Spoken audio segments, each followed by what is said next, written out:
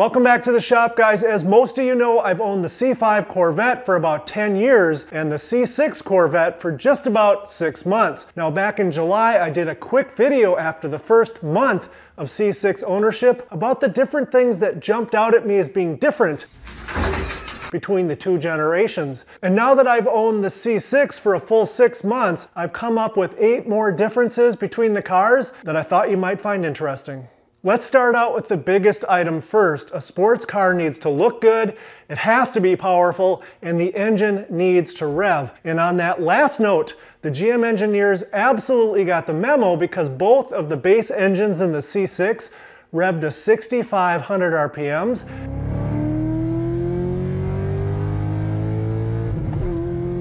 That's 500 more RPMs than the C5's base LS1 engine.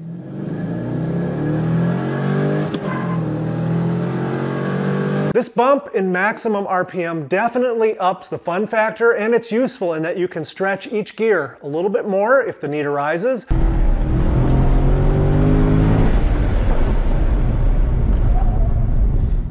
And it absolutely sounds a little more sports car-like. I would put this increase in maximum RPM into the incremental improvement column in that it's not a game changer all by itself, but it's definitely a change that makes you know that the C6 engineers were on task and they were busy making changes to the C6 to improve it rather than to just make it different. Now, before we move on, I am well aware that the C5 Z06's LS6 engine revved to 6,500 RPMs. But if we want to go down that road, the C6 Z06's engine, the LS7, increased the displacement from the LS6's 5.7 liters to a full 7-liter displacement, and at the same time, the engineers increased the red line to a whopping 7,000 RPMs.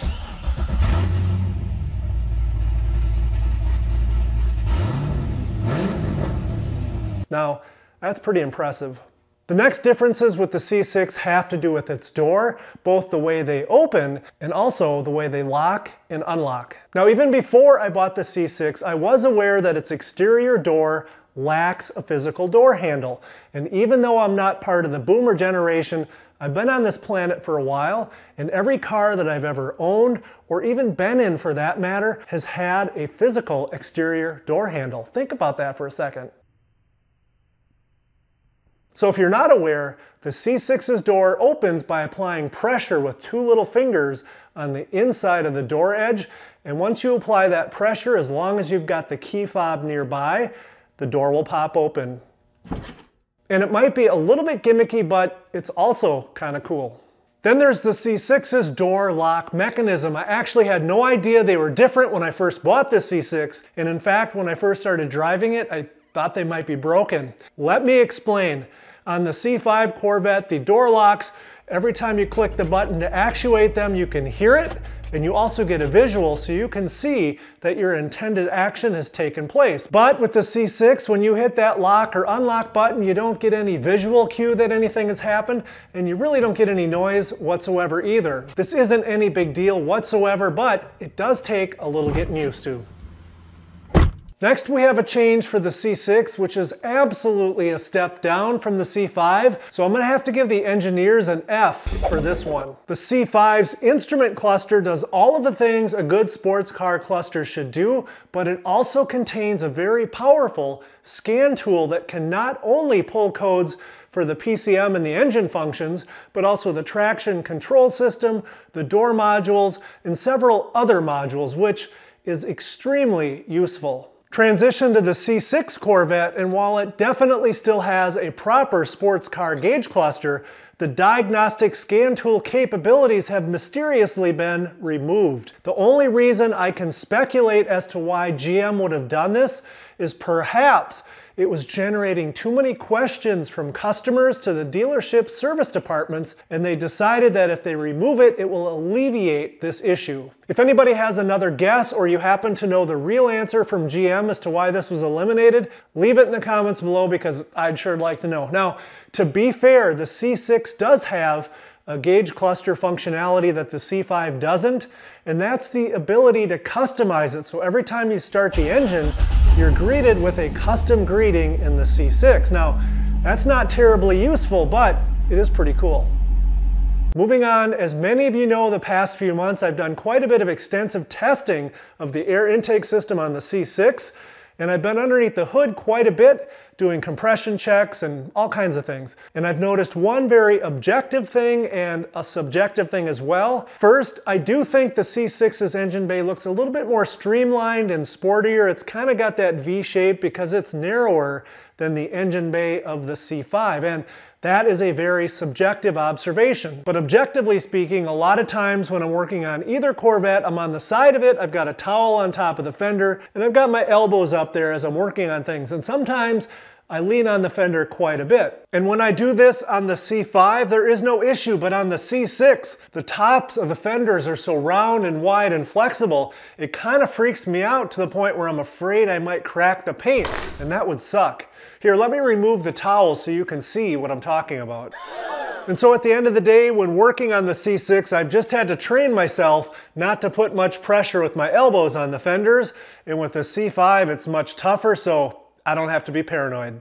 Next up is closing the rear hatch on the C5 and the C6. This may seem kind of silly at first, but after 6 months of driving both cars, I very much appreciate the solution the engineers came up with to make closing the hatch on the C6 much easier. With the C5, you learn over time that if you're closing the rear hatch and one of the door windows is open, you can just kind of gently shut it and it will close. But if both the driver and passenger side windows are fully raised, you've got to slam it pretty hard because as you're slamming it, pressure builds in the cabin and kind of resists your effort. Get it wrong and you'll find yourself doing CPR to get it to close. With the C6, you don't even have to think about it. It doesn't matter if the driver or passenger side door windows are up or down or broken. You simply just shut that rear hatch the same every time, and the car takes care of the rest. The final thing I want to talk about is how each car feels when you drive it. And part of the reason I've held off on doing this follow-up comparison between the C5 and the C6 is because I'm aware of a phenomenon known as the shiny new toy syndrome. Sometimes we get psychologically smitten with whatever vehicle we last added to our shop.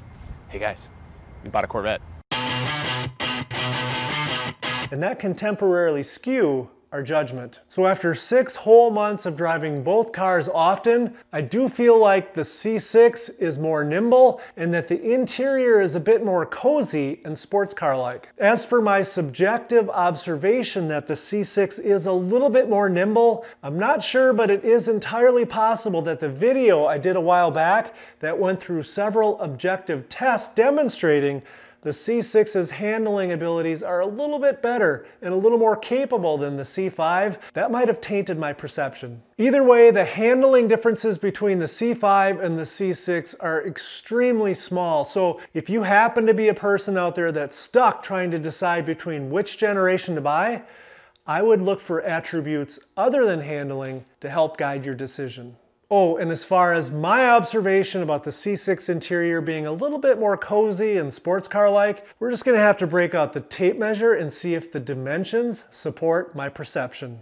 And so with each car's driver's seat moved back as far as possible, I measured the distance between the front edge of the seat and the brake pedal and found the measurements to be virtually identical. So next I measured the distance between the driver's door and the center console of the driver's seat and found that the C6 is 1/2 inch narrower than the C5. And the same thing plays out over on the passenger side. So overall, the C6's interior is 1 inch narrower than the C5's. And that's not that big of a number, or perhaps I've just got a super keen sense of spatial awareness. And lastly, even though I could easily look this number up, I decided to measure the overall length of each car to see if I could find any more objective data as to why the C6 feels ever so slightly more nimble to me than the C5. And as it turns out, the C6 is 4.5 inches shorter than the C5, and so maybe that's a big enough number to make the C6 feel a little bit smaller while driving it. And so at the end of the day, guys, if you're seriously considering one of these two cars in your future and you want to know which one feels more nimble, don't take my word for it. Definitely drive both of them, because it might just come down to individual perceptions. That's gonna do it for this one, guys, and since you made it to the end of the video, please consider subscribing and hitting that thumbs up below so YouTube knows to share this with the Corvette community. And most of all, thanks for watching.